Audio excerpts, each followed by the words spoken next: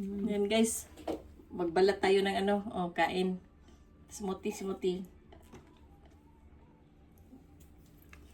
Mm.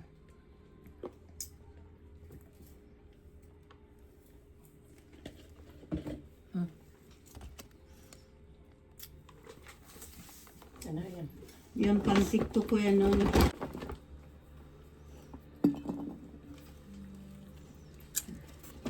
Nasa imuha natin nagkuhan. Bakit sa akin? Di siya.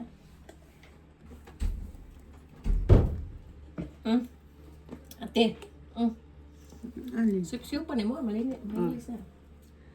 Patunawin ko muna. Uy. Nasa imuha natin nag-tracking te. Ikaw mo ng salita dyan. Tingnan mo yung video.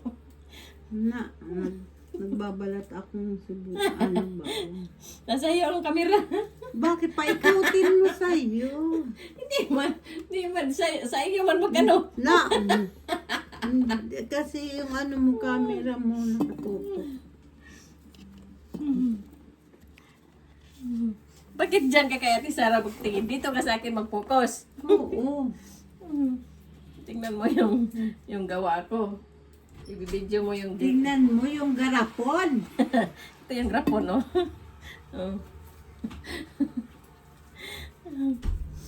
After 20 years kami matapos ito, guys. Ang daming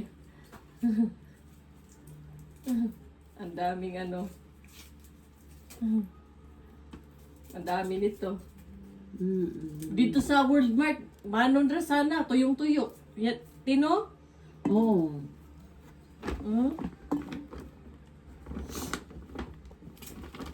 Ikaw ra gud ari diri ikaw nya bi kay masige magliso ato ka Ate Sara. Guys. Magsige po no 60 di. Ana lang ka. Kay magbalit sibuyas mi. Balat bawang di ay.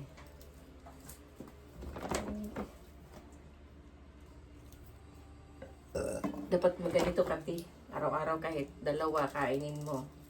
Alin? Pero hindi mo, pwede ni siya kainin niya, buntag to hapon? Patatagalin mo muna. Basta sa usakadlaw. Ibabad mo muna yan. Oo. Di ba, pag mag-green na, dapat ang kainin mo, hindi ka lalampas sa 7. Ha? Hindi ka lalampas sa 7. Ang dami? Hindi, kahit 2, 3 sa isang araw. Kainin mo. Maganda ba ang pakiramdam sa katawan? Ano yan eh? Di ba nakakatuyo to ng dugo? Hindi? Hindi oh. Makapaglinis to sa dugo. Kaya ang gusto ko mag-chins ang dugo ko. Ano bang klaseng Nalilinis. dugo bang gusto mo? At nalilinis siya. Araw-araw na chins. Ganyan. Di ba? Kasi pag nag-aano yung doktor na ano, kinukunan ako ng dugo. Kaya, Kailan? kinukunan niya ako dito ng dugo pag nagpapacheck up ako. Indiksyonan ako dito sa ugat. Oh?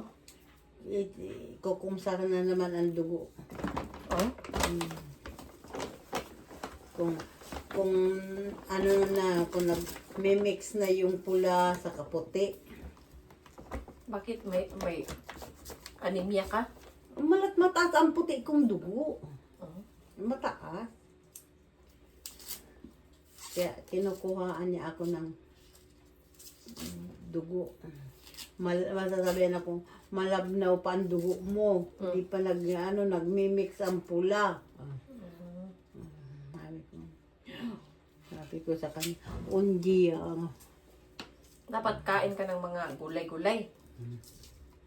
Tapos, ineksyon na naman ako ng sabi ko.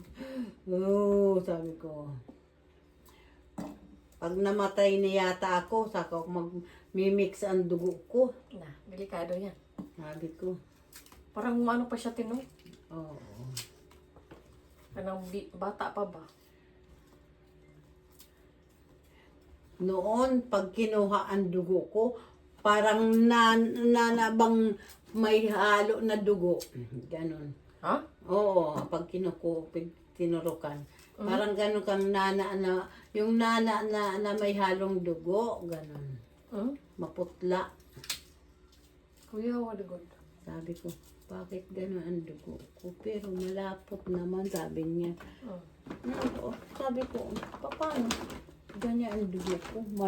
Malinaw, tapos malapot. Ano ba yan? Wala kang red. Ha? Wala kang red. Malinaw daw siya, pero malapot yung dugo. Hmm.